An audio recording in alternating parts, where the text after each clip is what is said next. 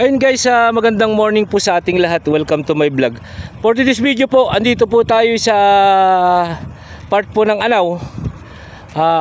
Bayan po ng Anao, Tarlac. Opo, yun. Kung saan makikita po natin yung property na for sale po dito. Ito yun guys. Ito po. Ito po siya. Mula po dito sa bakod na to, hanggang dun po sa may mga punong kahoy na yan. Mahogany po yan. Sakop po ng property kasi may bakod po doon. Eh po, pag nakikita po nyo yung mga concrete fence po na yan, sakop po niya yan hanggang dun po sa may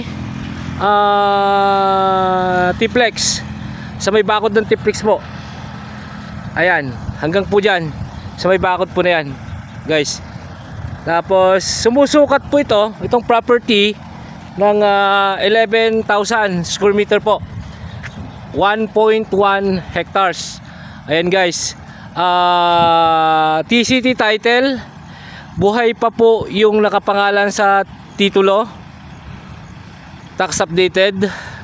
Yan po, no GS. Yan, bali tracing mahogany tsaka dalawang mangga yung punong kahoy nya along 2 lane cemented road po.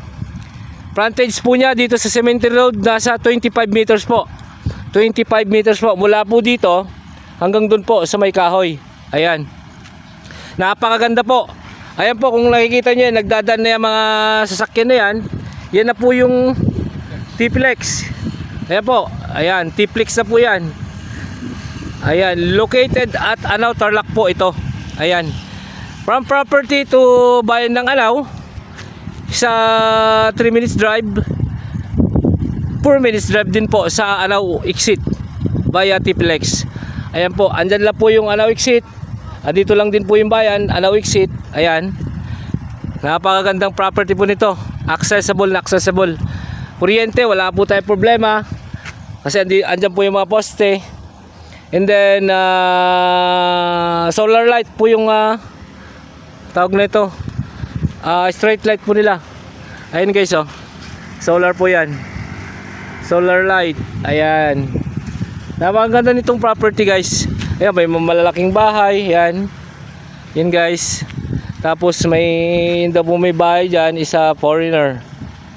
Ayan, ulitin ko po, 1.1 hectares, 11,000 square meter, TCT title, buhay pa po yung nakapangalan si titulo at titulo. Updated din po ang tax. May 11 na punong mahogany at 2 mangga. Ayan, pahaba po siya. Napakagandang gawing residential, rest house, game farm, or any farm purpose po. Pwede po siya. Ayan, itong kabila po, nakapagpunla na po sila, nakapagpatanim na rin po. Tignan nyo guys, oh, berdeng berde na. Ayan,